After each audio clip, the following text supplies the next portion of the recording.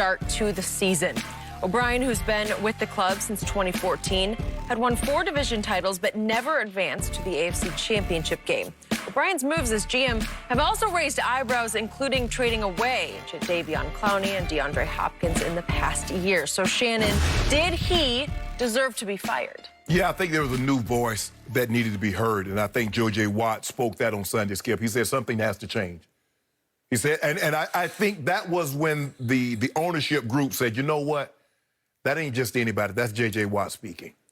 And when J.J. said that, it seemed like it started with, but he set these chain of events in motion himself. When he became the general manager, Skip, he traded away Jadeveon Clowney, and you get a 3rd-round pick for Jadeveon Clowney. He let personal feelings get involved. Dwayne Brown, you got a premier left tackle on your roster. You trade him to Seattle because he spoke out because he didn't like what Mr. McNair said about prisoners running the prison, and you trade him.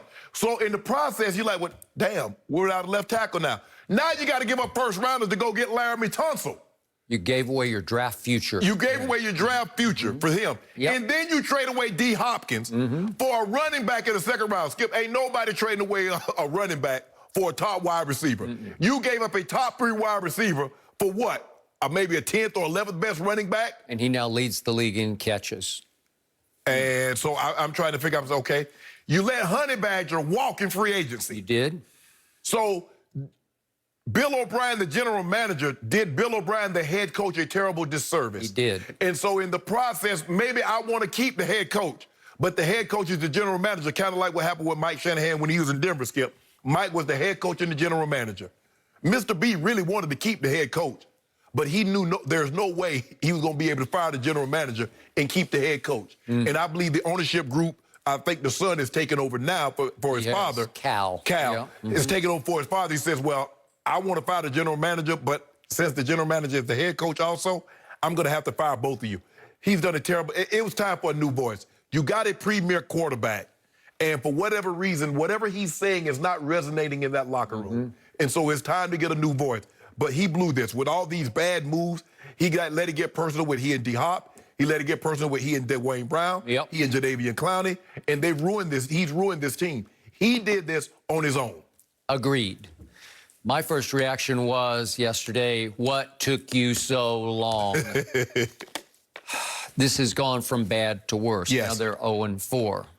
I am the biggest Deshaun Watson fan, and I believe he's been handicapped by Bill O'Brien, the play caller, and Bill O'Brien, the general manager, because not only did he have total control of the football operation, then he became the GM. So how did he sort of charm or con his way into that? I don't know. But with the McNair family, he pulled that off. I think, Skip, because the son maybe was back and he's like, well, you know, hey, he's been around Coach Belichick and he knows this. You know, just let him, you know, and we'll just try to figure this thing out as we go along.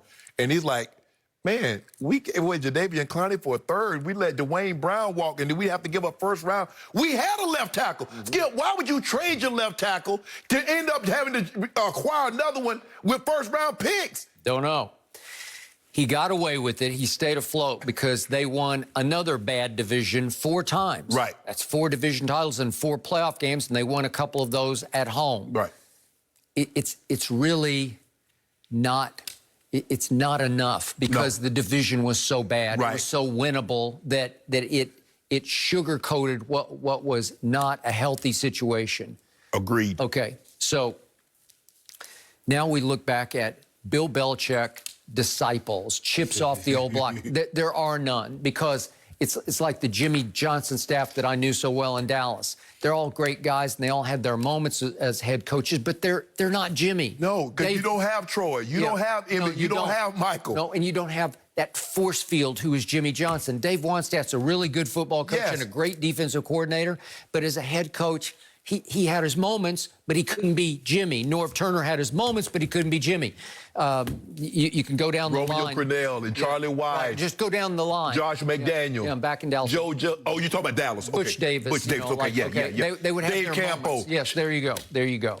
So find me one Belichick disciple or chip off the block. Show me one who had great success, who became the next Belichick. No. It never happens. Well, let me ask you a question, Skip. Do they going to bring Tom Brady? Because that's what they needed to ask him. Yeah. I understand you spent all your time under Coach Belichick, but when you come to my team, are you bringing Tom? Because if you look at Mike Holmgren, until he got, look at Andy. Andy had some little success, but it wasn't until he got Mahomes that, because he had Brett Favre. You know, Brett Favre win you a lot of games. Brett Favre got a lot of people ahead. Think about all the guys. Skip Mariucci, Gruden. A lot of guys got jobs because of Brett Favre. It's kind of like the same situation in Baltimore. Ray Lewis got a lot of defensive coordinators and position coaches, head coaching jobs. So I read early this morning, the latest report and speculation out of Houston is that the pro personnel director used to work for New England and is very close with Josh McDaniels, that he might be at the top of the list. What happened to Josh McDaniels as a head coach in Denver? Help me out. He was terrible. Okay. Skip, no, he... It's hard to find, Skip. It's hard to find someone that at least someone says, you know what, he was okay. Skip, I defy you to go to Denver. I'm talking about from the video to the equipment to the training staff to find one person to say something nice about Josh McDaniels. One. Okay.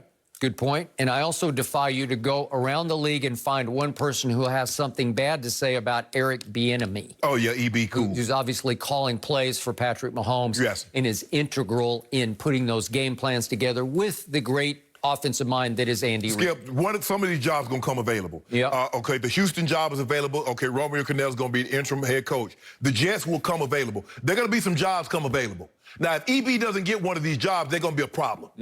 Now, I understand all this lip service and end racism and we can do this and all that. All that's fine and good. These slogans and hashtags work wonderful. But where's the hiring practices? Where's the fruit?